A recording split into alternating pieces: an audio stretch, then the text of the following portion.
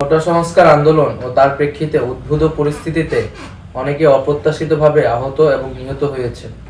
তাছাড়া রাষ্ট্রীয় স্থাপনায় অগ্নিসংযোগ সহ নানা সহিংস ঘটনা ঘটেছে। আমরা এই সকল অনাকাঙ্ক্ষিত ঘটনা তীব্র নিন্দা জানাই এবং সুষ্ঠু তদন্ত সাপেক্ষে দ্রুত বিচারের দাবি জানাচ্ছি। আমাদের প্রধান দাবি ছিল কোটার যৌক্তিক সংস্কার, যা ইতিমধ্যে সরকার পূরণ করেছেন।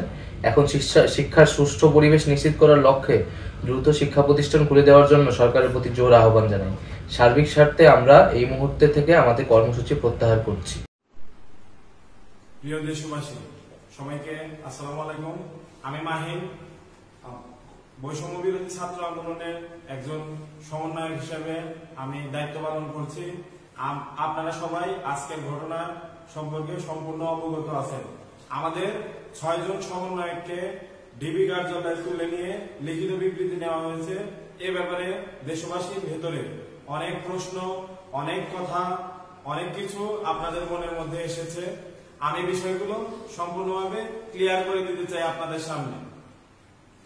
যে 6 জনের কাছ থেকে বিবৃতি নেওয়া হয়েছে, সেই 6 জনকে আমরা খুব ভালোভাবেই চিনি। তারা কেমন মানসিকতার লোক আপনারা জানেন।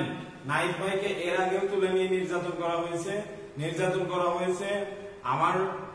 আমার শ্রদ্ধেয় বড় ভাই আসিফ মাহমুদ ভাইকে, এছাড়াও আবু বাকেরকেও তুলে নেওয়া হয়েছিল, আপনারা সবাই জানেন। আমি প্রত্যেকের প্রতি অনুরোধ করব, তাদের প্রতি কোনো ঘৃণার মনোভাব প্রকাশ না করতে। প্রত্যেকেরই পরিবার আছে, প্রত্যেকেরই নিরাপত্তার ভয় আছে, প্রত্যেকের ভিতরেই পরিবারের প্রতি টান আছে। তাদেরকে সেই জায়গা থেকে অস্ত্রের মুখে জিম্মি করে আমাদের আন্দোলনকে নস্যাৎ করার জন্য সরকার উঠে পড়ে লেগেছে।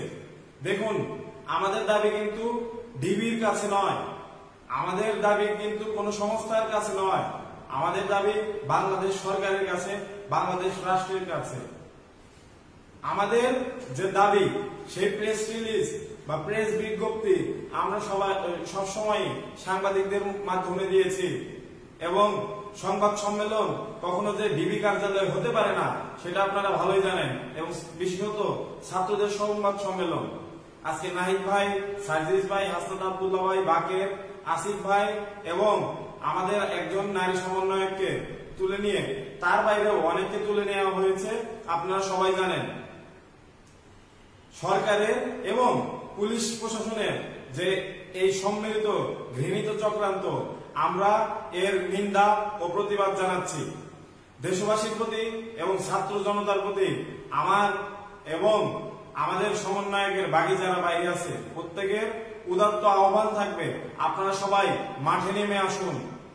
আমাদের কালকে বিক্ষোভ কর্মসূচি আছে এবং সেই বিক্ষোভ কর্মসূচিতে যোগদান করুন। আপনারা সবাই স্পষ্টভাবে একটা কথা আপনাদের মনে রাখতে হবে, আপনারা কিন্তু আমাদের কারো চেহারা দেখে, আমাদের কারো স্ট্যাটাস দেখে কিন্তু আপনারা এই আন্দোলনে আসেননি।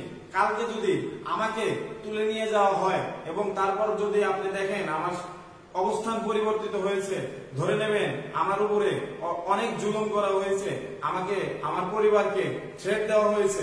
আমি নিজেও কিন্তু সেই ধরনের জুলুমের শিকার, কিন্তু আমাকে কিন্তু এখনো তুলে নিয়ে যাওয়া হয়নি।